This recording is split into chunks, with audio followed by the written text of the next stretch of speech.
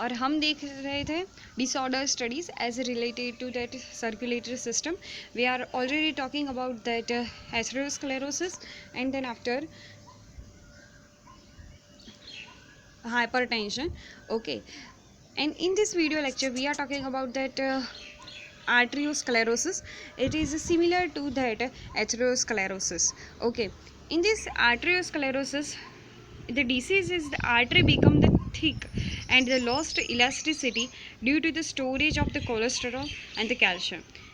इन disease में क्या होता है, तो जो आर्टरी है वो ज़्यादातर थिक हो जाती है और हमने आगे भी पढ़ा था कि उसमें कोलेस्ट्रॉल और कुछ तरह के जो मिनरल्स है वो क्या हो जाते हैं, स्टोर हो जाते हैं, जिसके कारण क्या होता है आर्टरी जो है वो बहुत ज़्यादातर मॉलिक्यूल्स और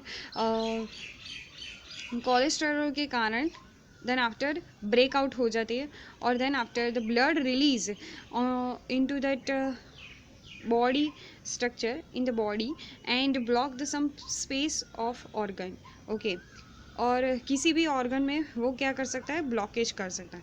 तो हमने आर्टेरियोस्क्लेरोसिस जान लिया. अब जाते हैं हमारे दूसरे डिसऑर्डर्स जिसका नाम है एंजाइना पेक्टोरियस. एंजाइना पेक्टोरियस जो है इसमें क्या होता है, तो इस टाइप के डिसीज़ में हार्ट मसल्स जो है वो उसको पूर्ति मात्रा में ऑक्सीजन सफिशेंटली प्रोवाइड नहीं होता, जिसके कारण क्या होता है, तो सीवियर चेस्ट पेन होने लगता है जिसे हम कहते हैं angina pectoris. Okay, heart muscle को भी एक्टिविटी करने के लिए सफिशेंट ऑक्सीजन जो है उसे मिलना चाहिए, लेकिन उसको पूर्ति मात्रा में नहीं मिलता, तो उसे हम कहते हैं angina pectoris. Okay, then after last which is related to that circulatory system related disorder is called that heart failure. The heart fail, it is called that heart failure disease. Okay, not provide the sufficient blood flow to visceral organ. Heart failure means that heart जो है वो अपना work function में fail हो जाता है, जिसे हम कहते हैं heart failure. Okay, not to provide sufficient blood flow into that visceral organ, यानी कि हमारा जो लीवर है और साथ ही साथ गैस्ट्रॉन, हार्ट और साथ ही साथ जो लंग्स है उसे पूर्ति मात्रा में ब्लड जो है वो नहीं हार्ट नहीं पहुंचा सकता, तो उसके कारण क्या होता है, तो हार्ट फेलर उसे कहा जाता है. ओके, यहाँ पर हार्ट जो है वो अपनी कार्य क्षमता घुमा रहा है, इसीलिए उसे कहता है heart failure. It is not similar to that heart attack. Okay, it is also called as a congestive heart failure disease. Okay, यानी कि इसमें क्या होता है, तो जो लंग्स है वो भी अपनी एबिलिटी घुमा देते हैं और इसे हम कहते हैं congestive heart failure. Because the lungs fill up by water और blood, it is main sign for disease. Okay, साथ ही साथ यहाँ पर हार्ट फेलर में फर्स्ट ऑफ ऑल क्या होता है, तो हार्ट अपनी कार्य क्षमता क्यों घुमाता है, तो उसका मेन रीज़न है कि लंग्स जो है, लंग्स में वाटर या फिर ब्लड का फिलअप होना शुरू हो जाता है. ओके, ऐसा नहीं होना चाहिए फिर भी होता है, तो इसलिए जो हार्ट है वो फेल हो जाता है, अपनी एक्टिविटी पूर्ति मात्रा में नहीं कर सकता.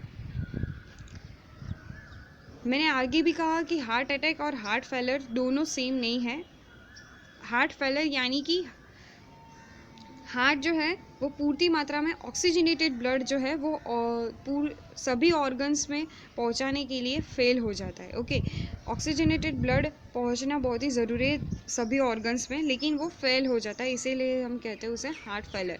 ओके, हार्ट अटैक यानी कि क्या, कि contraction of muscles of that heart muscles, contraction जो है हार्ट मसल्स का वो ज़्यादातर बढ़ जाता है, उसे हम कहते हैं heart attack. Okay, this is all about that disorder studies.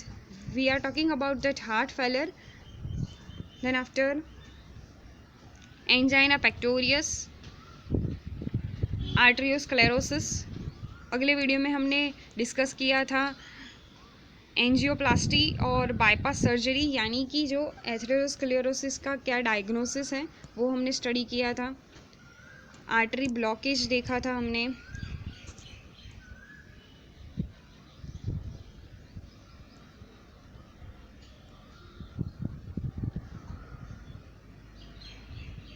Then after हमने देखा था हाइपरटेंशन, जिसको कम करने के लिए ज़्यादातर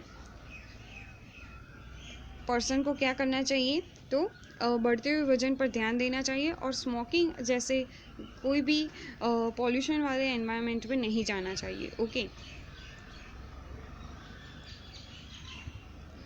कौन कौन से जो फैक्टर्स है ऐसे कंसिडर किया जाता है कि उसके लिए ही हाइपरटेंशन होता है, तो मोस्ट दोनों ही है, स्मोकिंग और फैटिग्यू। उसके बाद हमने स्फिग्नोमेनोमीटर देखा था, और देन आफ्टर किस ऑर्गन्स में ज़्यादातर नुकसानी होती है अगर हाइपरटेंशन आपको कंटिन्यूसली रहता है, तो हार्ट, ब्रेन और किडनी को। ओके, પછી हमने स्फिग्नोमेनोमीटर देखा था। Okay,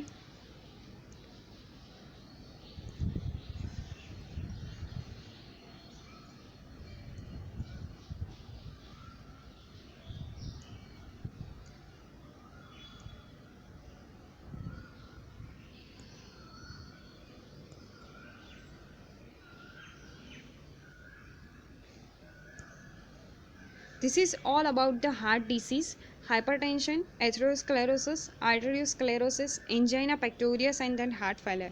In this disorder studies में हमने पूरे के पूरे हार्ट के रिलेटेड जो भी डिसीज़ है उसकी हमने डिस्कशन की है। आपको ये वीडियो कैसा लगा प्लीज़ मुझे कमेंट सेक्शन में ज़रूर बताइएगा। और ये जो डिसऑर्डर स्टडी है वो हमें कंटिन्यूसली रखनी है। ओके, और साथ ही साथ हम दूसरी स्टडी शुरू करने वाले हैं जिसका नाम है सेल बायोलॉजी। ओके, तो उसे भी लाइक कर दीजिएगा, उसका मैं प्रोमो कल तक रख दूँगी। Okay, thank you.